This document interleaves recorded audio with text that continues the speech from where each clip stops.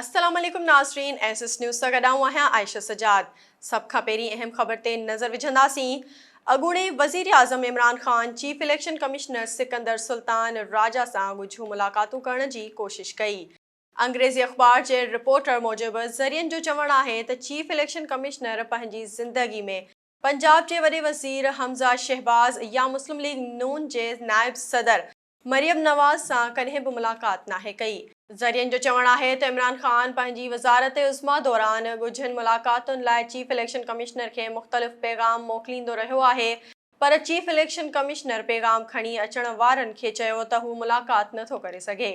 ज़रियनि जो चवणु आहे त चीफ इलेक्शन कमिश्नर उन वक़्त जे वज़ीर आज़म इमरान ख़ान खे जवाबी पैगाम मोकिलींदे चयो त चीफ इलेक्शन कमिश्नर जी हैसियत सां संदसि ऑफिस समूरनि सियासतदाननि ऐं हर सियासी पार्टी लाइ खुलियल आहे, पर वज़ीर आज़म समेत कंहिं बि फ़र्द सां ॻुझी तरह मिलणु मुमकिन नाहे।